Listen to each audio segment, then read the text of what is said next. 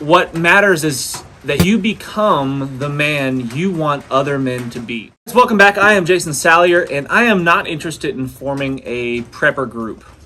I don't want to spend my weekend setting up LPOPs and every other weekend zeroing in our rifles and, some sort of special operations unit behind enemy lines, hunkering down in a fortress of freeze-dried foods. That's not my thing. I don't want to do that.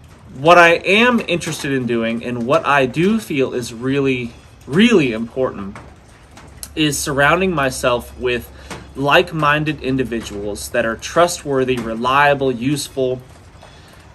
And I think the first step in developing a community such as this is not focusing your attention inwardly, where you become self-centered and devoted to yourself and what your needs are, but what matters is that you become the man you want other men to be.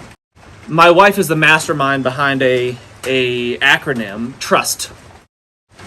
And these are just a simple way to remember and identify the things that you want to look for in people when you're trying to form a solid community. TRUST is the acronym. The first letter being T is for trustworthy.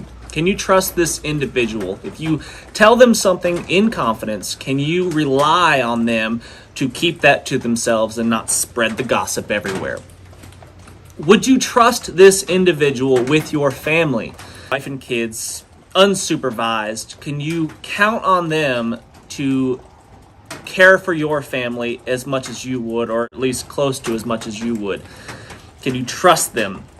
Could you potentially trust them with your life? Can you trust that they would sacrifice themselves for the greater good? R is reliable.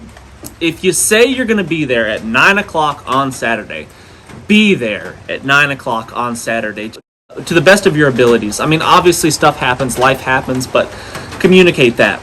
There's no excuse for not really being in contact and communicating these days. We've got the best communication services on the face of the earth that have ever existed. So utilize that. Be reliable. Do what you say you were going to do no matter what. Be that guy that always shows up every single time.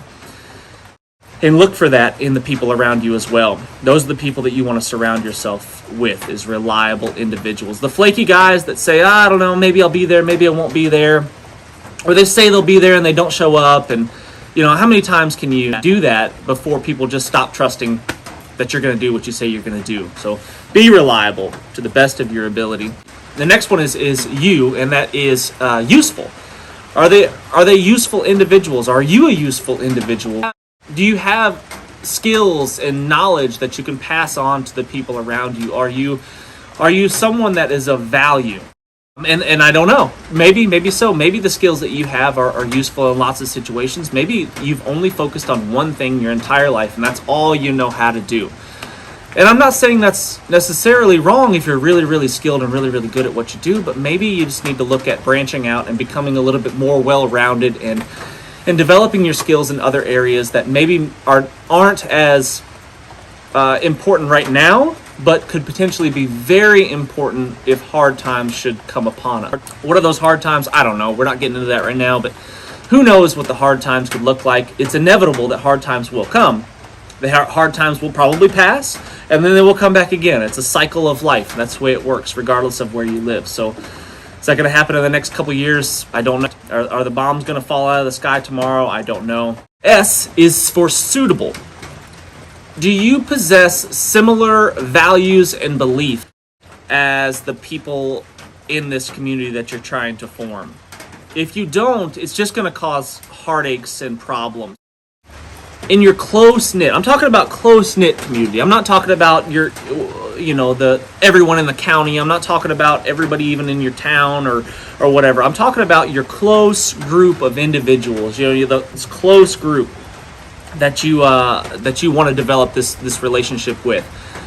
Do they already possess the similar values and beliefs that you have? Believe the same things that you believe? Are you all Christians? Do you all place a high value on that? Do you all place a high value on family first? Those things are important because while you while you may want to be evangelical and reach out and try to help as many people as you can, and you think that your values and belief systems are the right way to go about it, you're attempting to do that in a small group of people that you're relying upon in dire situations potentially.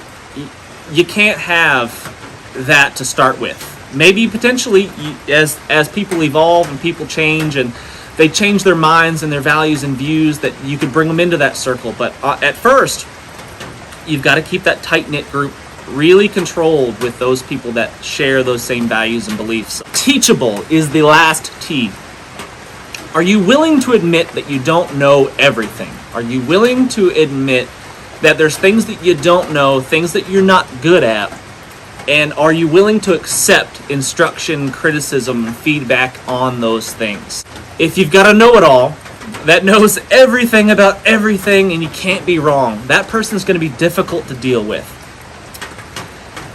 And that's a fact. So as an individual trying to improve yourself, trying to be the man that you want others to be willing to admit that you don't know everything. Show up for the class that you're not confident on. Don't be afraid to raise your hand and ask a question, assuming that everybody knows the thing and you don't. Be willing to humble yourself, and the people around you will appreciate that and they'll respect it. They'll look at you with admiration because perhaps that's a quality that they don't necessarily already possess. You're a strong individual if you are willing to make yourself look vulnerable in front of a group of your peers. If you're willing to raise your hand and say, I don't know, show me how to do this thing, I think that that's not a small thing at all, and I really admire anyone and everyone that's willing to do that. So trust. That's the acronym that my beautiful wife has created, that we work together on. She was definitely the mastermind behind it. Those are the types of people that you want in your tight-knit group of people that you can really, really count on when the chips are down.